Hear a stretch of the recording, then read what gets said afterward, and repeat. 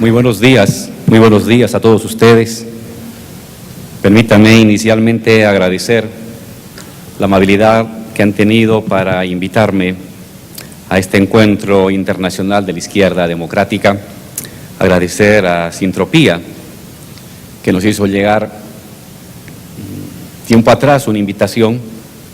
Yo lamentablemente recién pude confirmar muy pocos días atrás, pero siempre con mucho gusto y con mucho interés de poder oír y compartir las reflexiones que se hacen en nuestra América respecto a la izquierda, respecto a las transformaciones. Quiero agradecer también igualmente la brillante exposición de Héctor Aguilar sobre su mirada sobre la izquierda, sobre lo que él considera los puntos claves que deben caracterizar a un proyecto de transformación social hoy en México. Saludar a las distintas autoridades políticas que están presentes acá. Yo quisiera reflexionar brevemente sobre dos cosas. La primera, el concepto de ser izquierda hoy, y la segunda, el horizonte. El horizonte alternativo que gradualmente se va gestando a partir del conjunto de transformaciones, revoluciones, victorias electorales que se están dando en nuestro continente. Desde su uso durante la Revolución Francesa, donde izquierda fue básicamente una referencia espacial para ubicar al Partido de los Pobres, la izquierda hace referencia a un posicionamiento social frente a las injusticias de una época.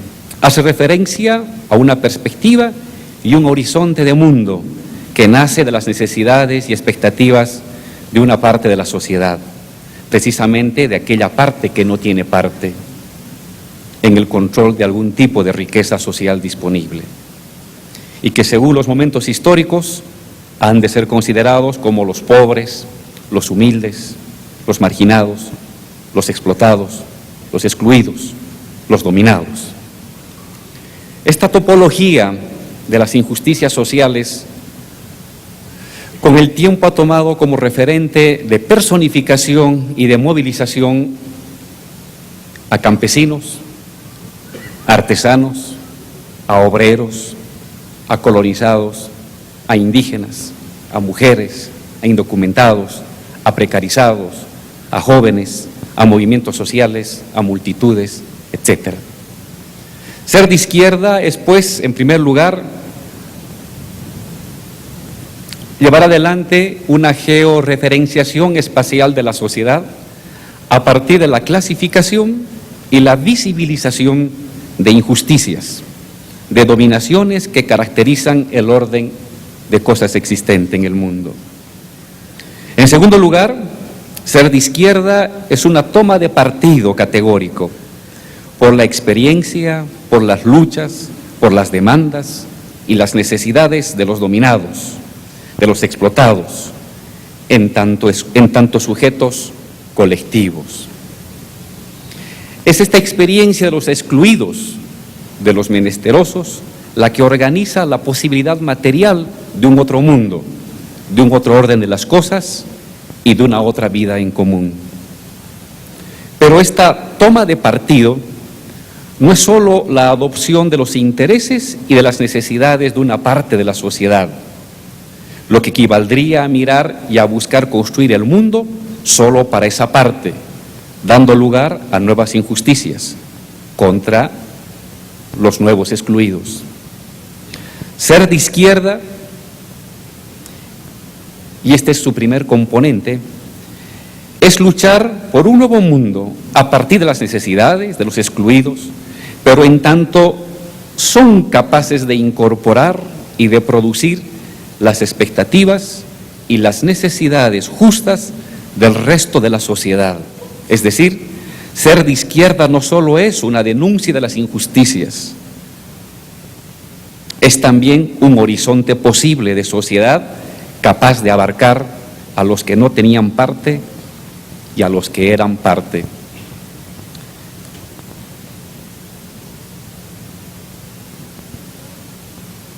En cuarto lugar, ser de izquierda es también un imperativo moral a participar de las luchas, a superar las injusticias para terminar las relaciones de dominación, haciendo uso de los medios colectivos socialmente prevalecientes para llevar adelante los cambios sociales. Viendo en perspectiva histórica, las izquierdas han dejado un amplio espectro de herencias en los últimos 200 años, a veces incluso contradictorias, correspondiéndole a cada nueva generación seleccionar lo que habrá de continuar, lo que habrá de mejorar o lo que habrá de desechar. De manera sintética, podemos decir que desde el siglo XVIII, 4 son las grandes herencias que la nueva izquierda planetaria está retomando para orientar sus luchas. Desde el siglo XVIII, la lucha contra todo tipo de desigualdad, generadora de relaciones de dominación. No es la desigualdad por sí misma la que tiene que ser combatida, sino aquellas desigualdades que generan relaciones de dominación. Este es el núcleo de la identidad de cualquier izquierda en el mundo que merezca tal nombre. Desde el siglo XIX, la lucha contra la explotación económica, que en el capitalismo contemporáneo es la clave y la fuente de todas las demás formas de dominación. Desde principios del siglo XX, la lucha por la ampliación de los derechos sociales que garantizan la educación, la salud, los servicios básicos, la remuneración justa y la asociatividad de los trabajadores y de los ciudadanos. Y desde el último, o desde fines del siglo XX, la democracia como escenario del despliegue de las luchas contra las injusticias y por la emancipación. En contra de estos 4 pilares que han permitido grandes avances en las conquistas sociales de las clases subalternas del mundo entero, en los últimos 30 años ha surgido una que podríamos llamar utopía conservadora y arcaizante, caracterizada en lo económico por el retroceso a un tipo de acumulación originaria permanente, o en palabras del profesor Harvey, de acumulación por expropiación, ya sea de empresas públicas, de ahorros privados o bienes comunales lanzados a ampliar la tasa de ganancia empresarial y financiera. En lo organizativo, esta utopía conservadora es el regreso al individuo desarraigado del liberalismo decimonónico, sin comunidad, sin sindicato, meramente consumidor y elector, pero por ello sometido a la dictadura omnipresente de las corporaciones financieras que sí saben actuar como cuerpo colectivo eficaz frente a una infinidad de individualidades convertidas en patéticos granos de arena sin voluntad propia.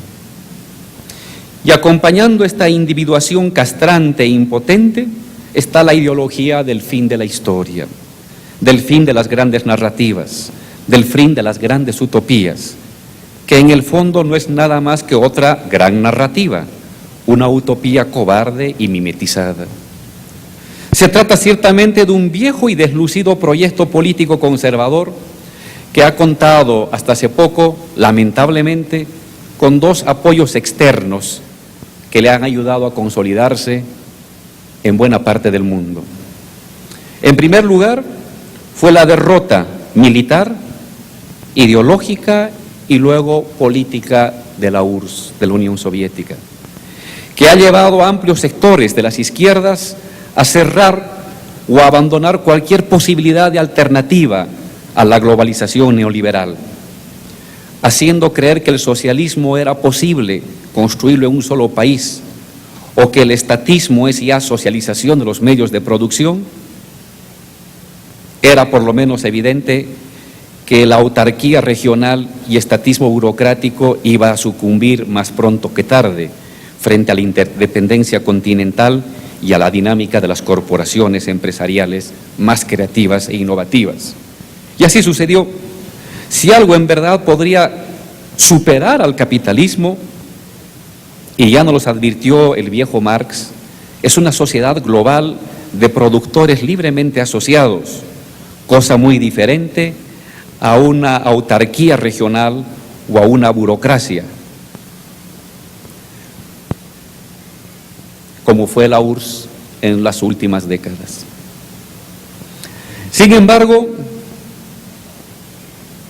esto último fue identificado como el socialismo, haciendo pasar el derrumbe de un tipo de capitalismo de Estado como si fuera el derrumbe del socialismo y de un horizonte alternativo al capitalismo. Pero una segunda impostura que también ayudó a consolidar esta victoria planetaria neoliberal fue la ejecución del programa neoliberal por parte de partidos autotitulados de izquierda, socialistas, socialistas democráticos o revolucionarios. No hay más radical defensor de un proyecto de derecha que un converso de izquierda, que buscará a cada instante dar fe pública de su nuevo credo, de manera más talentosa que el antiguo creyente de derecha. No solo cumplirán el plan de la derecha con mayor eficacia, a título de izquierda, sino que además proclamarán a los cuatro vientos que no hay más opción, que las utopías se han caído y que no hay más izquierdas ni derechas, porque al fin y al cabo todos se han vuelto de una derecha vergonzante. Y así marcharán las cosas hasta inicios del siglo XXI. El inicio de este último siglo vendrá ciertamente de la mano de la continuidad obstinada de la historia, con la reproletarización y desindicalizada y mundializada del trabajo, con la concentración abusiva de la riqueza, la privatización de lo público, la erosión de lo comunitario, la precarización de la juventud y la creciente pérdida de derechos del estado de bienestar construido durante el siglo XX. Pero también habrá un otro despertar del siglo XXI en el continente, de una manera plural, multiforme, comunidades indígenas, sindicatos, obreros, colectivos juveniles, campesinos sin tierra, clases medias profesionales precarizadas, concurrirán primero a las calles a reconocerse como sujeto político y luego a las urnas como mayoría electoral. Y desde ambos frentes comenzarán a desandar el largo y tortuoso camino del neoliberalismo contemporáneo. Se trata de movimientos sociopolíticos sin complejos frente al pasado, ni medias tintas respecto al presente. No andan golpeándose el pecho respecto a los errores o límites de la experiencia armada o soviética, y más bien sacan lecciones para eludir los errores hacia futuro. Y frente al neoliberalismo imperante, no buscan ni humanizarlo, porque está claro que su contenido es precisamente la trituración de la humanidad, ni buscan redireccionarlo, porque también está claro que los únicos redireccionados serán los propios redireccionadores desde la izquierda, dirigidos a ampliar las fuentes del neoliberalismo. Hay una coincidencia sin dramatismos hoy en el continente latinoamericano. Hay que terminar con el neoliberalismo y dar lugar a un régimen de transición post-neoliberal que, dependiendo de las fuerzas históricas de las clases subalternas, podrá dar lugar a un tipo de régimen social a largo plazo crecientemente postcapitalista. ¿Cuál es el nuevo horizonte de época?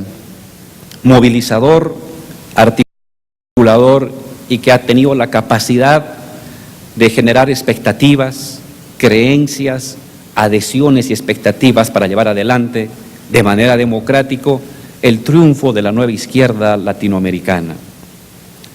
6 son las características de este régimen de transición post-neoliberal que comienza a expandirse en el continente latinoamericano como un horizonte de época y que también comienza a convertir en un arcaísmo decadente el viejo neoliberalismo planetario aún dominante en otras partes del mundo.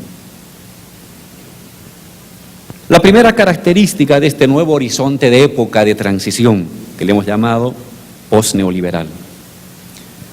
En primer lugar, el fin de la economía neoliberal, sin ambages y sin medias tintas. El neoliberalismo en nuestros países ha traído concentración de la riqueza, pérdida de derechos, expropiación de lo común, expropiación de lo público.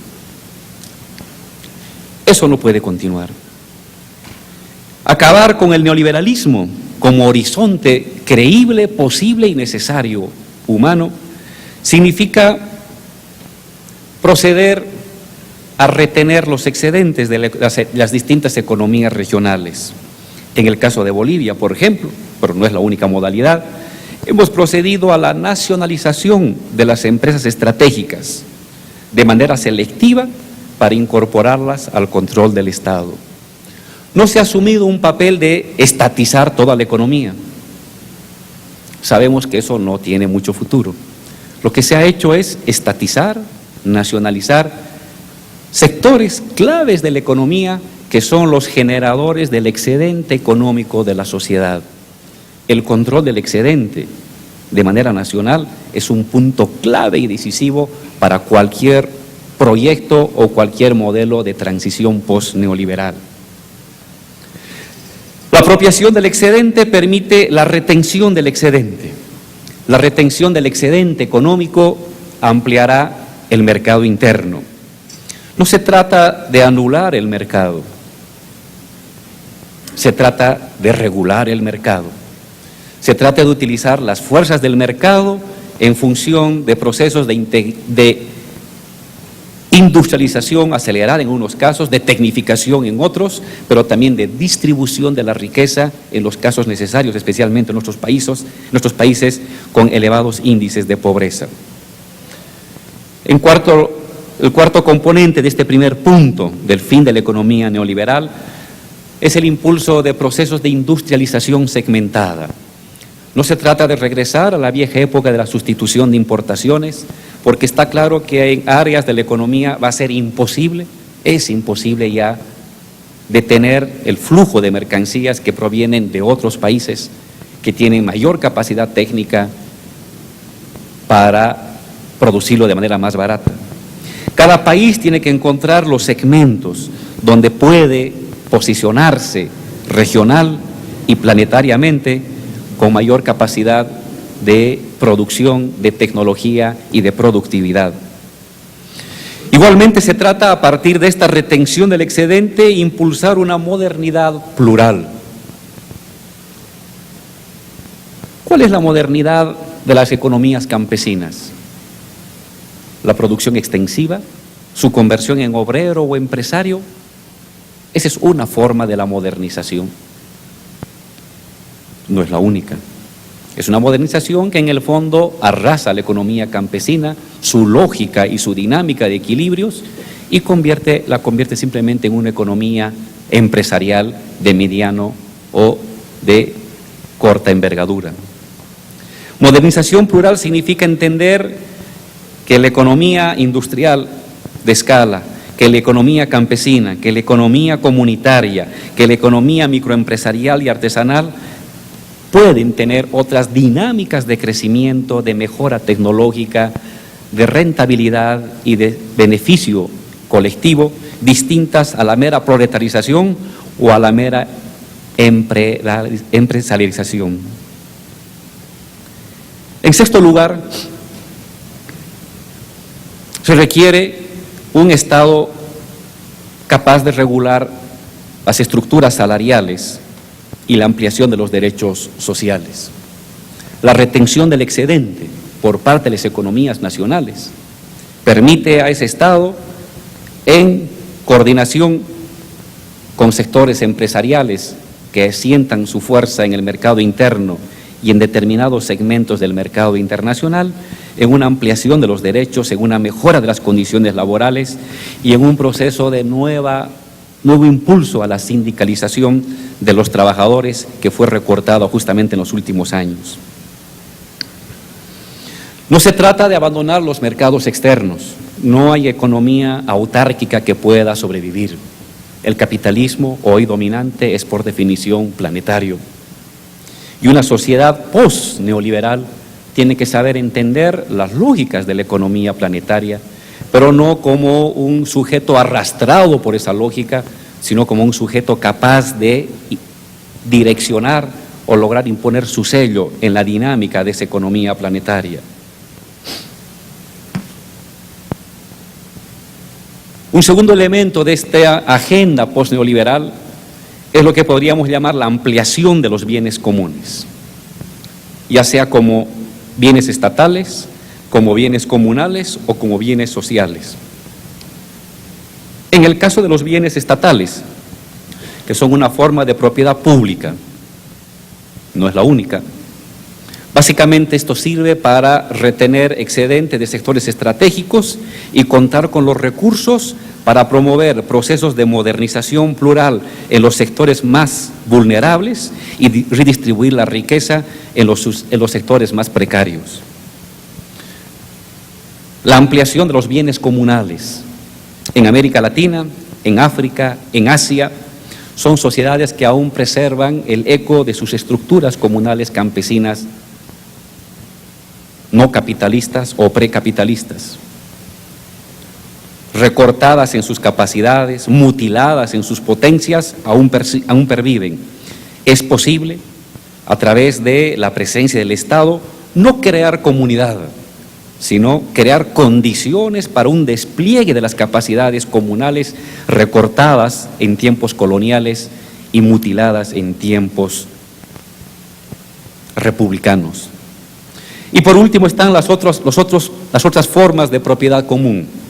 Les hemos llamado los bienes sociales, los bienes comunes sociales, empresas autogestionarias, formas colectivas, asociativas o cooperativas de producción, de consumo o de comercio que pueden generar un tejido extenso y viral de formas autoorganizativas de producción, distribución y consumo de la riqueza social.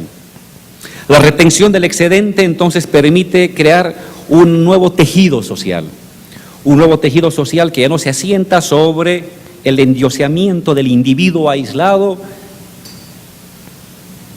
y desorganizado, sino un nuevo tejido social que se asienta en la interconectividad de formas cooperativas, asociativas y públicas de producción, estatal, comunal y social. Una tercera característica de este régimen post-neoliberal, de este nuevo horizonte de época, sería los esfuerzos materiales, no solamente discursivos, de continentalización de la economía y de una nueva planetarización. Como nunca, en América Latina, hoy estamos asistiendo a la presencia del mayor número de gobiernos revolucionarios, progresistas, democráticos en toda su historia. Si anteriormente hubo una unificación política en América Latina, fue de las dictaduras. Nunca habíamos tenido una ampliación y un número ascendente de regímenes revolucionarios y progresistas democráticos en el continente. Sobre este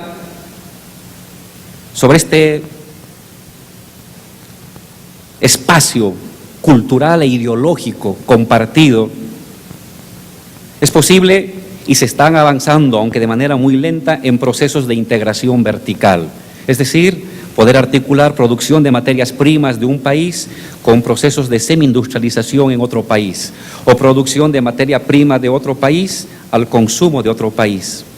es decir, una integración vertical de nuestras economías que favorezcan en términos de intercambio de mercado tanto al país consumidor como al país productor y que permitan transferencias de tecnología gradual para que el país productor de materia prima vaya mejorando en la incorporación de valor agregado.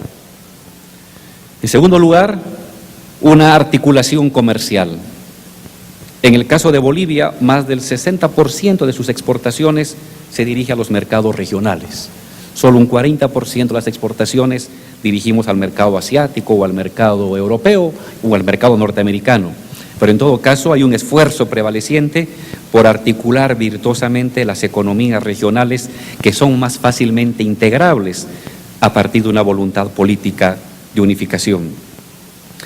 Transferencias tecnológicas. Hay países con mayor desarrollo científico e industrial, hay países con menor desarrollo. Es posible en América Latina, en esta idea de continentalización de nuestras economías, proceder a procesos de transferencia tecnológica que mejoren las economías y los consumos en los otros mercados. Por último, es posible igualmente imaginar negociaciones conjuntas frente a otros mercados. América Latina hoy es el mayor reservorio de recursos naturales hidrocarburíferos, es el mayor centro de producción alimenticia, el mayor reservorio de materias estratégicas, minerales,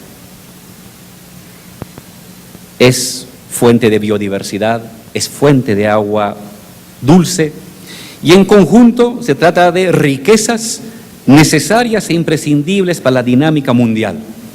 Negociando por país solo un precio, siempre uno estará sometido al dominio de otros países y de otras corporaciones que tendrán más fuerza para imponer los criterios.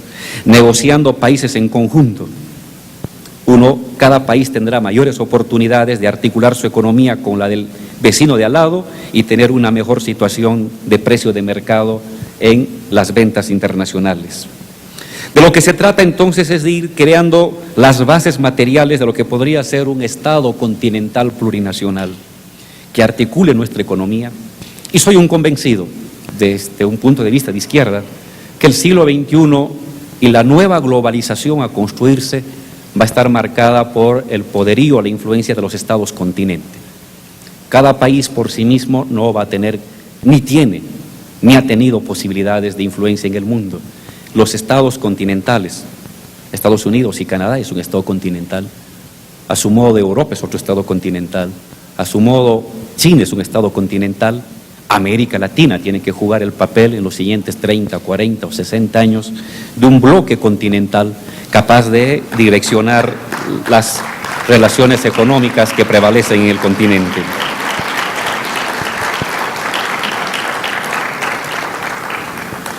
Un cuarto elemento de esta agenda postneoliberal, no cabe duda, es el desarrollo de una economía plural y la protección de lo que llamamos la madre tierra. Por todas partes los síntomas del cambio climático que afectan la vida, que afectan el bios y que están llevando a una destrucción acelerada de los procesos del metabolismo natural son catastróficos. Marx habló alguna vez de humanizar la naturaleza y de naturalizar al ser humano. La lógica de la madre tierra es la recuperación del ancestro, de las viejas enseñanzas. No significa el detener los procesos de transformación de la naturaleza, porque si eso hiciéramos, estaríamos condenados también a la escasez. Y una sociedad postcapitalista no es la socialización de la escasez. Una sociedad postcapitalista será la socialización de la riqueza. La superación de la escasez pasa obligatoriamente por la transformación de la naturaleza y su afectación. Pero hay una manera de afectarla destructivamente, las llamadas fuerzas productivas destructivas, o las fuerzas destructivas directamente, o hay una manera de afectarla orgánica y metabólicamente. El llamado a la madre tierra, el llamado al vivir bien que viene de nuestras raíces ancestrales y de las naciones indígenas emergentes en el continente y en el mundo, es un llamado a un otro tipo de desarrollo. No es una invocatoria al elogio, ni un elogio a la escasez, es una convocatoria a producir preservando los metabolismos fundamentales de la naturaleza. proceder a una humanización de la naturaleza y simultáneamente a una humanización de la propia naturaleza.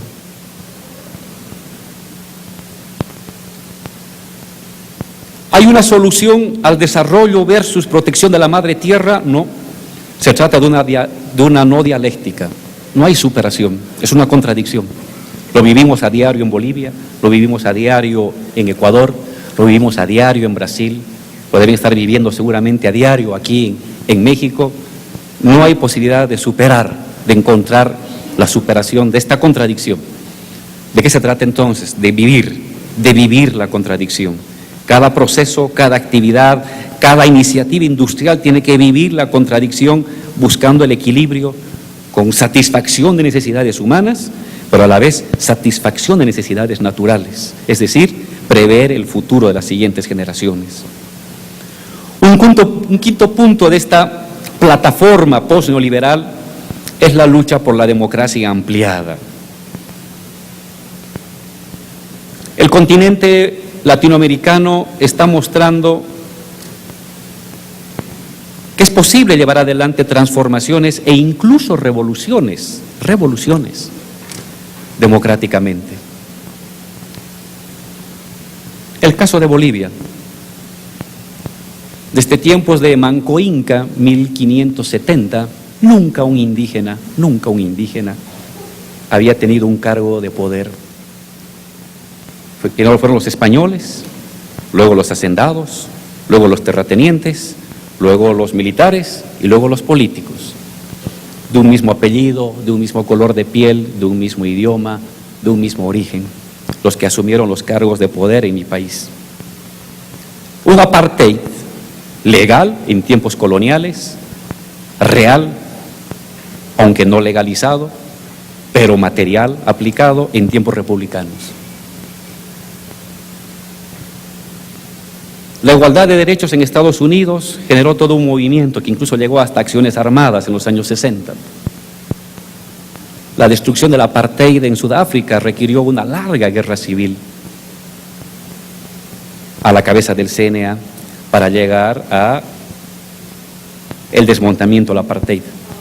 En Bolivia no se requirió ni guerra civil ni acción armada, pero sí se requirió acción social, movimiento social, que permitió que el día de hoy los indígenas, que son la mayoría de mi país, hoy sean poder, hoy sean gobierno, y lo que constituye, no cabe duda, la transformación democrática e igualitaria más importante de la historia boliviana.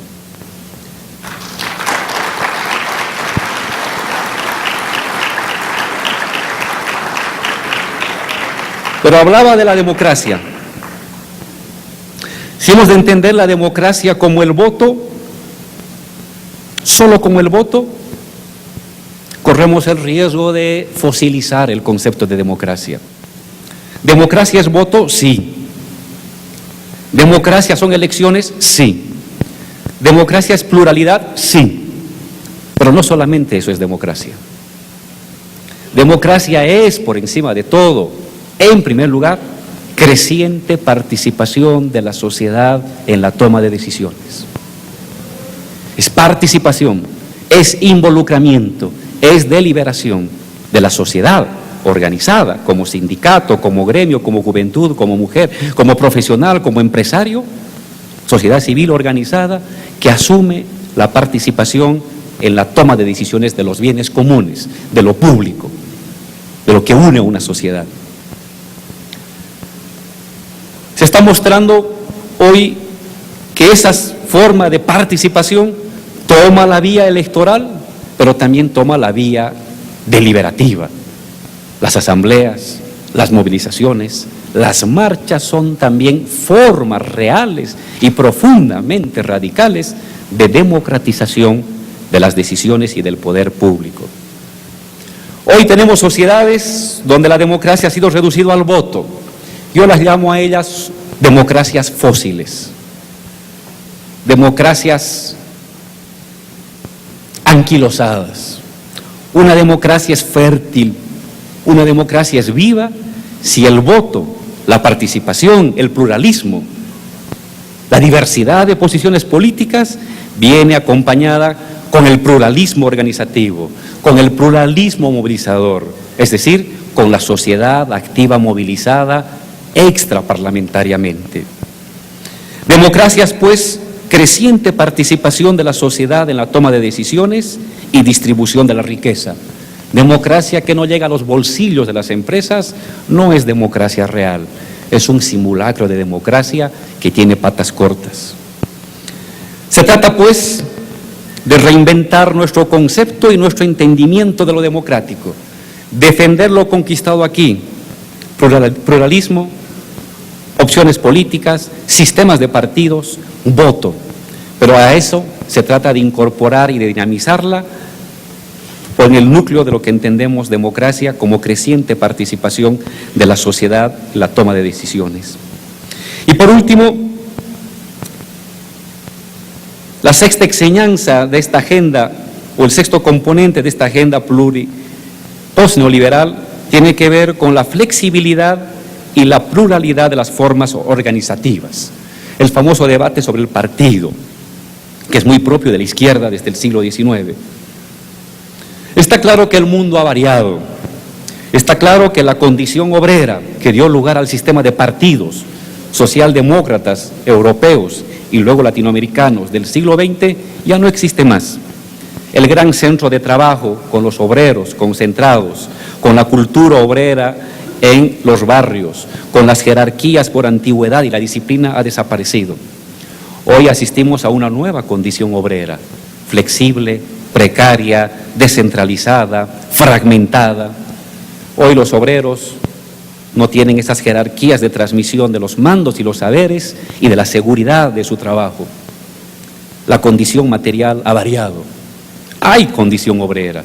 Hoy hay 2 o 3 o 5 veces más obreros que hace 50 o hace 100 años en el mundo. El mundo se está convirtiendo en un taller planetario, pero la condición obrera, su forma asociativa, su forma de construir cultura obrera y de politizarse es radicalmente distinto. En segundo lugar, estamos asistiendo a un proceso acelerado de descomunitarización de las sociedades agrarias y de recomunitarización urbana popular. Este proceso neoliberal de acumulación por expropiación, de acumulación originaria violenta, de una reedición de lo que Marx describía en el primer tomo del Capital que sucedía en Inglaterra en el siglo XVI y XVII, está volviendo a suceder en nuestros países. Y esto modifica entonces primero el papel activo de las comunidades. Hoy las comunidades campesinas, indígenas, son sujeto social activo, con capacidad de movilización, con capacidad de resistencia y con capacidad de proposición.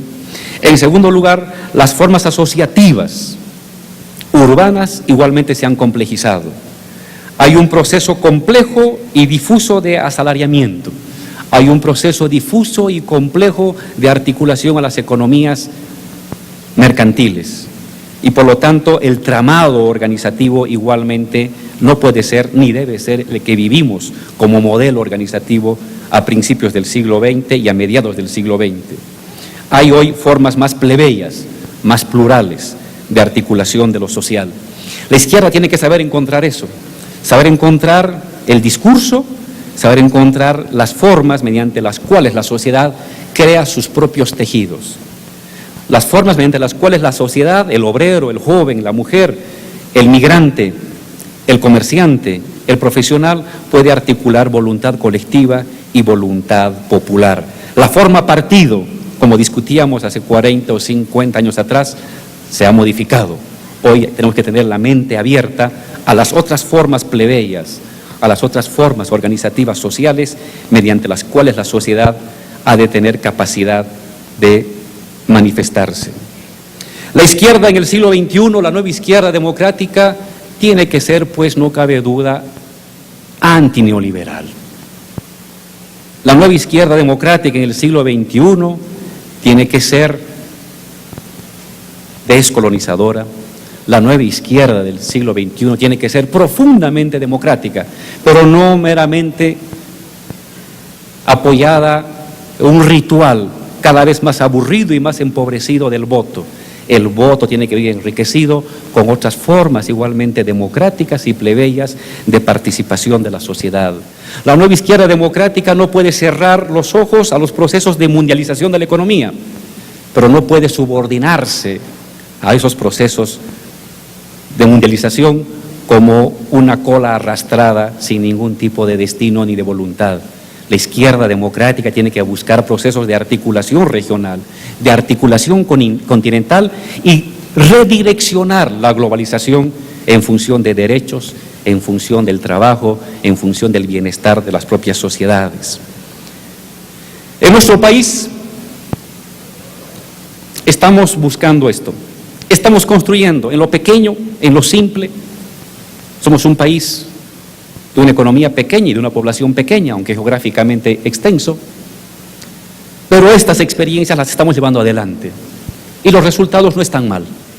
En 7 años, nuestra economía, llamada populista, o como algunos prefieran llamarle, ha tenido las tasas de crecimiento más importantes del continente. Crecemos hace 7 años a un promedio del 5% anual. El año pasado hemos crecido al 6.8%. Y nuestras tasas de crecimiento están planificadas en un promedio de por encima del 5 al 6% del crecimiento. En 7 años hemos reducido 19 puntos la pobreza extrema. En 7 años hemos reducido las desigualdades a una mitad. El 10% más rico tenía 130 veces más riqueza que el 10% más pobre, hace 7 años. Hoy, ese 10% más rico solo tiene 35 veces más riqueza que el 10% más pobre. Sigue siendo muy injusto, pero hemos reducido de una manera vertical estos procesos de desigualdad social y la economía no se ha paralizado. Sigue habiendo en mi país inversión extranjera. No nos hemos cerrado a la inversión extranjera ni a los mercados extranjeros. Hoy exportamos 5 veces más que hace 7 años al mundo. Tenemos más mercados en el mundo. Hay inversión extranjera, pero bajo nuestro régimen de impuestos. Nosotros hemos llamado el government take. El government take petrolero, es decir, la cantidad de la renta petrolera que queda en manos del Estado es del 85 al 87%. El government financiero es del 50%. El government minero es del 55 al 60%. Son nuestras reglas. El que quiere viene. Y si no quiere eso, puede irse a otro lugar. Y vienen a nuestro país y no se escapan.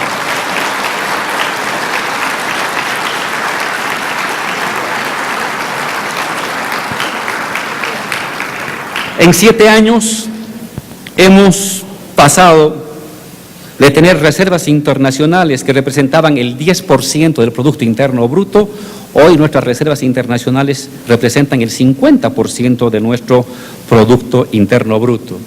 Nuestra deuda externa, que hace 10 años atrás era el 50% del Producto Interno Bruto, hoy es apenas el 5% del Producto Interno Bruto.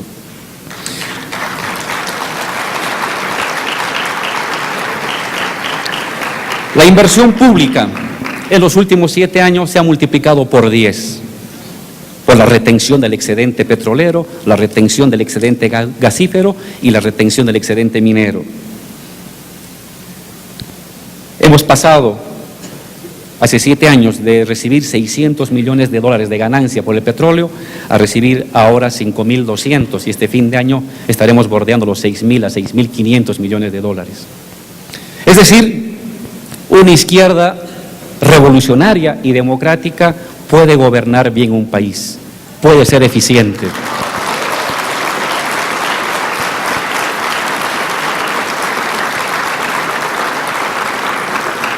Una izquierda democrática y revolucionaria no tiene por qué enterrar sus banderas de dignidad. Hoy nosotros no le pedimos consejos al Banco Mundial, no le pedimos consejos al Fondo Monetario Internacional, tampoco le pedimos consejos a la Embajada norteamericana. No nos peleamos con ellos, que hagan lo suyo, solamente que no se metan en nuestra vida. Nosotros podemos decidir de mejor manera lo que nos puede favorecer.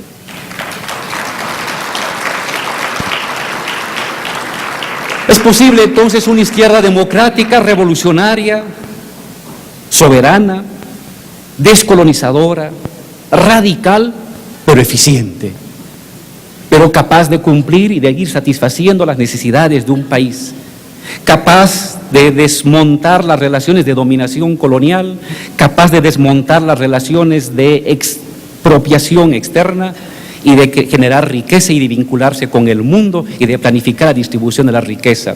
Es decir, es posible una nueva izquierda revolucionaria, democrática, descolonizadora, antiimperialista, capaz de generar un nuevo horizonte de transición que ojalá de aquí a un tiempo, a unas décadas o a unos siglos, pueda luego ser un horizonte postcapitalista, socialista, comunitario. Muchísimas gracias.